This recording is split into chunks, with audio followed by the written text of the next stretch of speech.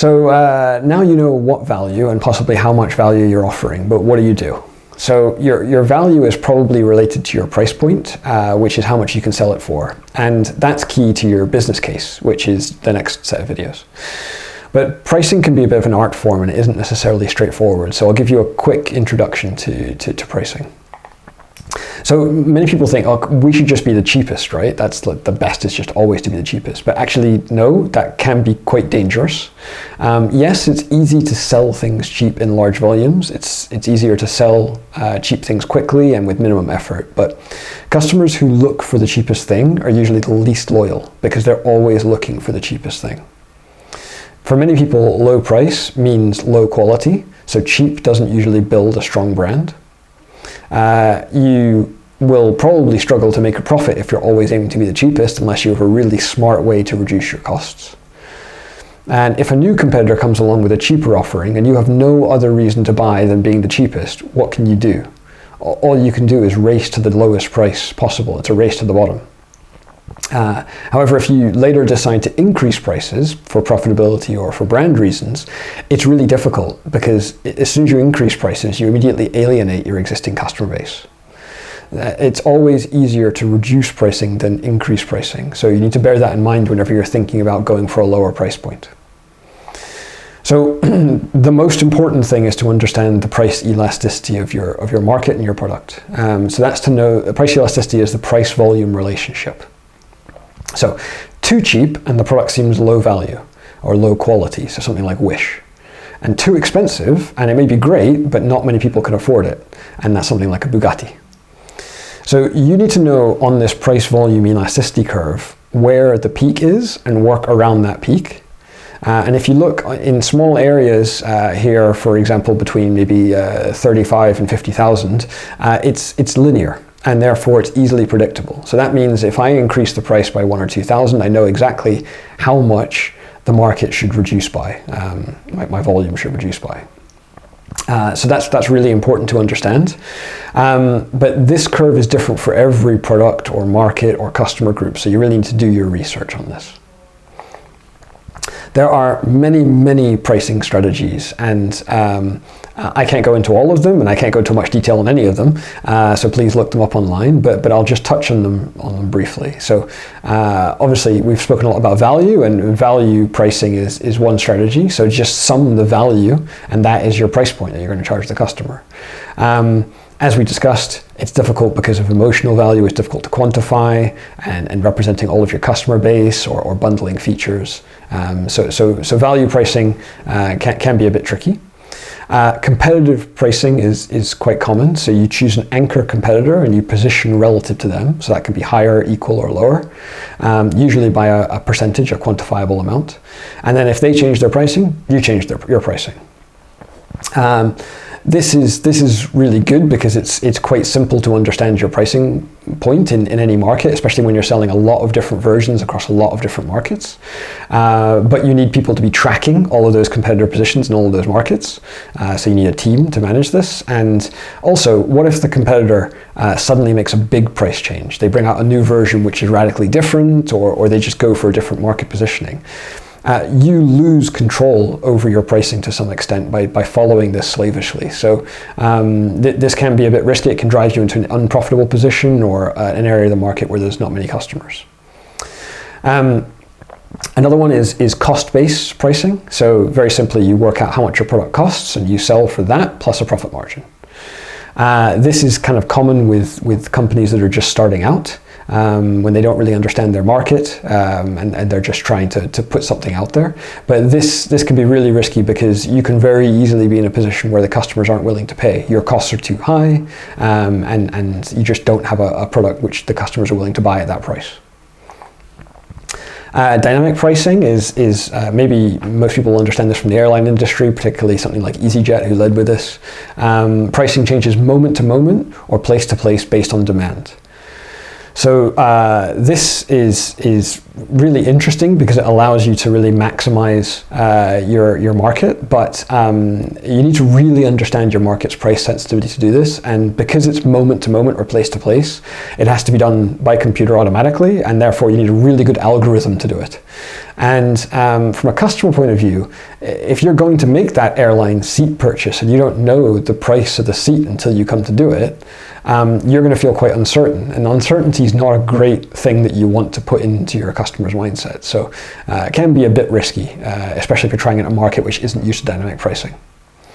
Freemium is a software model where you offer a de-featured basic version for free, and then you charge customers for the full spec upgrade. So as well as many software packages doing this, you can see this in online publications. So like an online newspaper, you might get half of an article or a few lines or the first 1 or 2 articles for free, and then you need to subscribe. So this is interesting to get people hooked, but you need to balance how good your basic version is to get that hook versus how much they value the benefits to pay for the upgrade, so how much your upgrade pricing is, and also not making your free version so good that they don't even want to upgrade. Discounting is where you set a high price, but you set a high price, an unrealistically high price, knowing that you're going to offer a discount, and then when you offer that discount, it seems like great value and people rush to buy it. This is really common in the UK in carpet and furniture stores.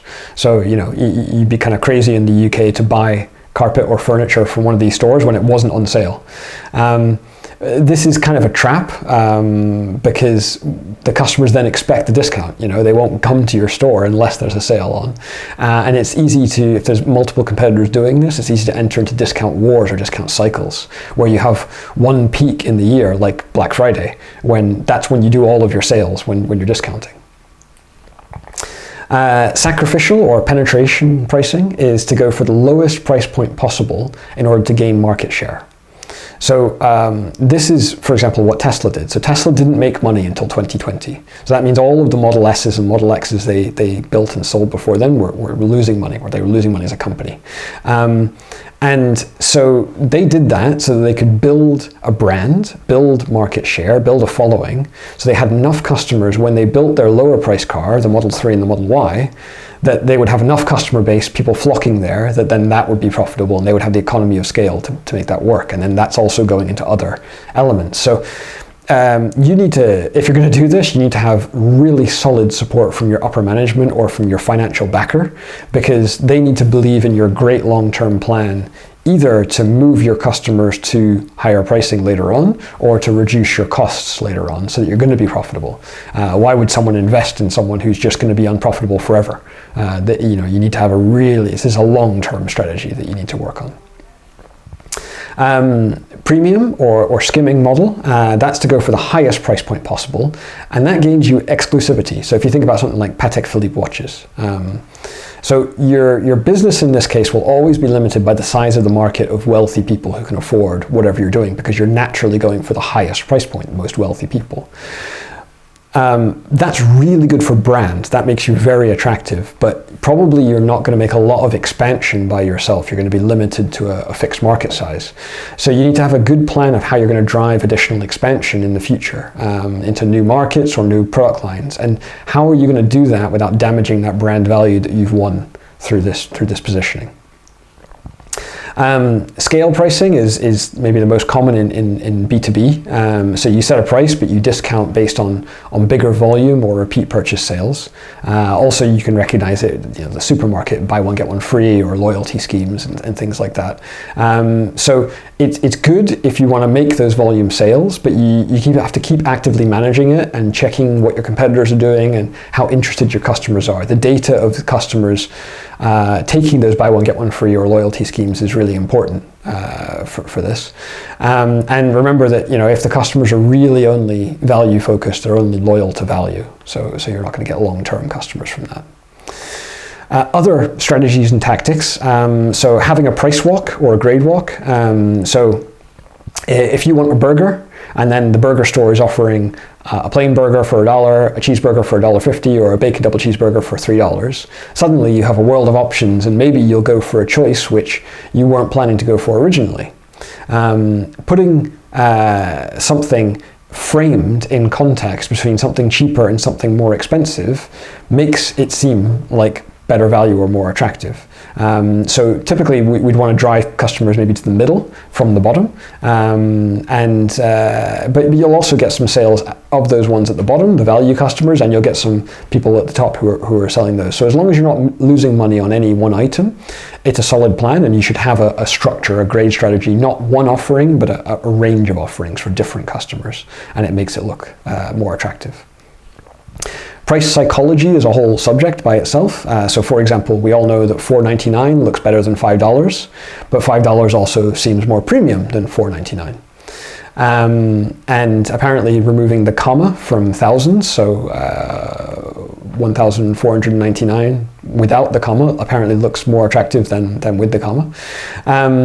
Also, something that's really common online is if you see someone saying, oh, there's one of these things left and 3 customers have it in their basket, it sets a false sense of urgency. And that drives you to maybe make a rush purchase that you would have considered and thought about more, and make a more emotional reaction. And additionally, subscription models. So if I said to you, you can have something for $14.99 a month or a $199.99 one-time payment, which would you choose? Now, your average customer, they probably would go for the $14.99 one, just because the number is smaller. Even if they don't think through the logic, the number is smaller, so therefore it's more attractive. If your average customer uses the product or service for 18 months in this case, then you'll make more money with a subscription model. You'll also attract more customers, like I said, the number is smaller with a lower price at entry point, but you'll also make more money off some customers who are going to stay on after 18 months. So subscription modeling can be really beneficial for your business. So I hope that was useful. In the next video, we're going to talk about making money, which is building a business case. Thanks.